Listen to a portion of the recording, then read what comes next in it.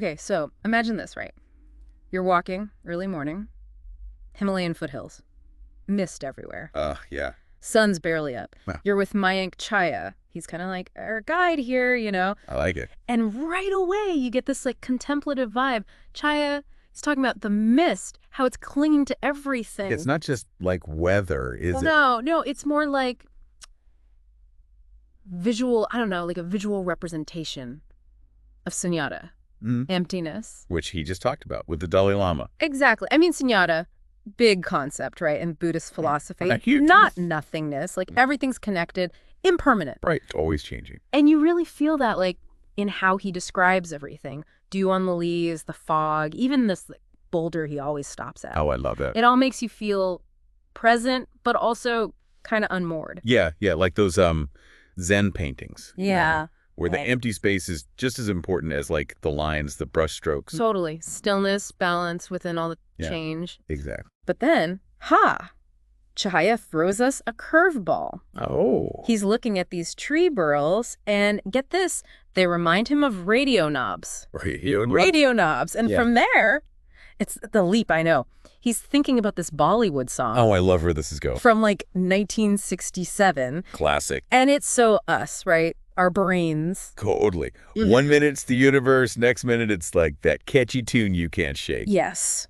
Profound to mundane in a snap. But that's impermanence too, isn't it? Thoughts, they're always shifting. They are. And get this, it's like cosmic timing, right? This song, it's all about how beautiful the earth is, and bam, out of the fog. Don't tell me. A Buddhist monk appears. No way. I know, it's like something out of a movie. And Chhaya, he doesn't get all, describing what the monk looks like. It's more about his presence. Yeah, I get that. It's like how he moves, gliding, the prayer wheel, chanting, adds to that whole spiritual vibe. It's like he's emanating that stillness. Yeah, exactly. And then this is the moment that like makes you think, the monk, he stops, bends down, there's this insect about to be crushed. Oh, no. And he picks it up so carefully, puts it on a tree trunk, safe.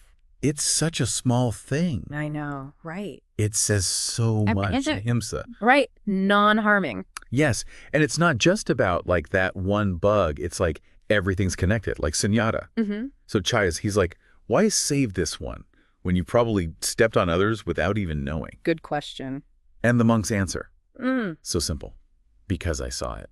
Wow. Right. Just because I saw it. It's about being present, isn't it? Totally. Mindfulness, like you can't control everything. No. But you can choose how you respond to what's right there. And you can tell it really gets to Chhaya, because next thing we're in his hotel room and he's describing like the table, laminated table, the puree he's eating. Okay. And then he sees ants. Ants. Trail of ants. And it's like, right, you go from this mountaintop experience to like everyday life. But mindfulness, it's not just for like monks on a mountain, is it? No, not at all. It's for, well, like that hotel room, anywhere. Exactly. And the waiter, he's about to swat the ants. But Chhaya stops him. It's like he learned something, right, from the monk. Extending that compassion, even to tiny ants. It makes you think, how much do we just not see in our own lives? Oh, so much. It's like we're on autopilot. We are. It's like that that line, to see a world in a grain of sand. Yes. Blake, right? Finding the extraordinary in the ordinary. Exactly. And Chhaya, he even like lets the ants take a piece of his puree, like the monk with the insect. Oh, wow. It's that connection, right? All of us. It is. And then, to bring it all back around, the first thing Chhaya writes after all this, it's about the mist, the trees. Full circle. Like that emptiness he felt at the beginning. But now it's different, isn't it? Yeah, like he's seeing it all differently, finding meaning in the everyday stuff. Yeah, it's wild, isn't it? Like how just a little thing can just completely change how you see things. Totally.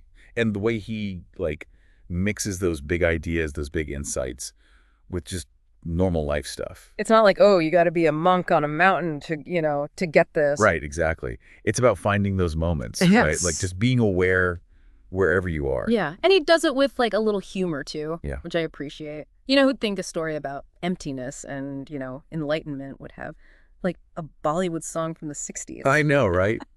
Totally unexpected. Yeah. But it makes you think too, right? Like mindfulness, It's not about being all serious all the time.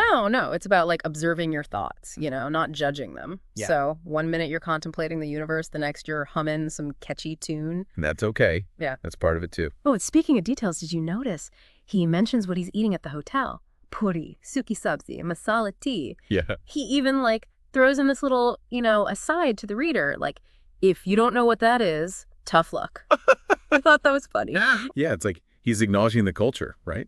Where he's at. Yeah, but it also shows how, like, food can be such a connector. Even if we don't know those exact dishes, we all know what it's like to enjoy a good meal, right? Yeah.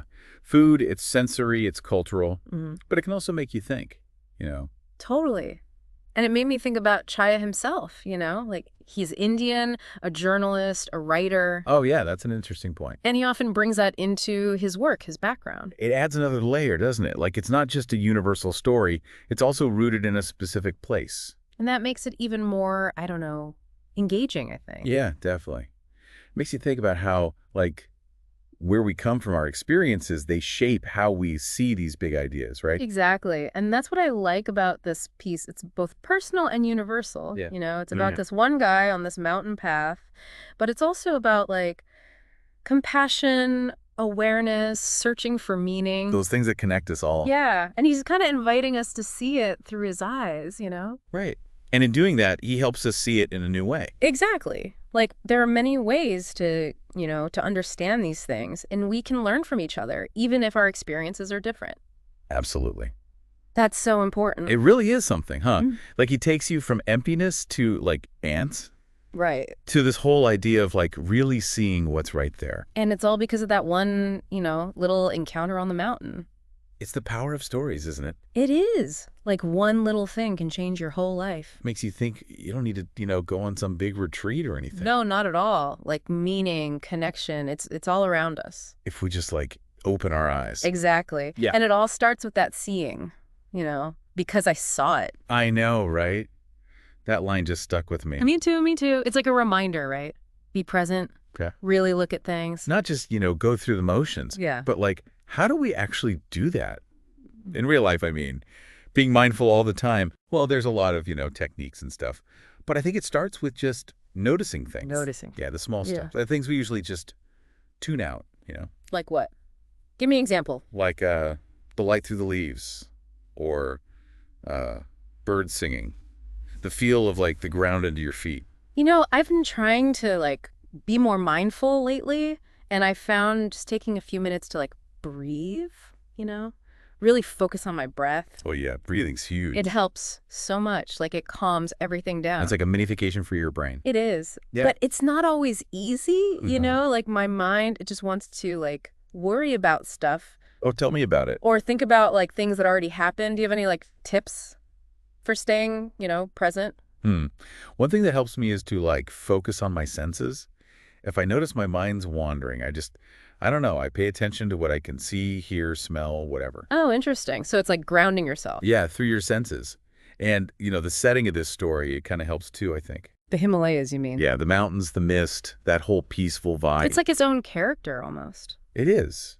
And it reminds us that, nature could be so restorative. Makes me want to book a trip, honestly. But even if we can't all go to the Himalayas, I think there's a lesson here, right? About finding that peace, that clarity, wherever you are. Absolutely. It might be a walk in the park or, just sitting down with a cup of tea. Those little moments, they're important. And they're everywhere, really, if you look for And they can, like, spread, Yes. like the monk and the insect and then Chhaya with the ants. Yeah, that's beautiful, isn't it? Kindness is contagious. It really is. It reminds me of that Dalai Lama quote, be kind whenever possible. It is always possible. So true. So as we wrap up this deep dive, what's the one thing you want people to take away from all this? I'd say, remember those words, because I saw it. Let's all try to really see the world around us. Appreciate the small things. Be kind. Perfectly said. On that note, we'll leave you all to, think about the mist, the mountains, and what it all means. And to find those moments of awareness wherever you are. Thanks for joining us on this deep dive, everyone. It's been great.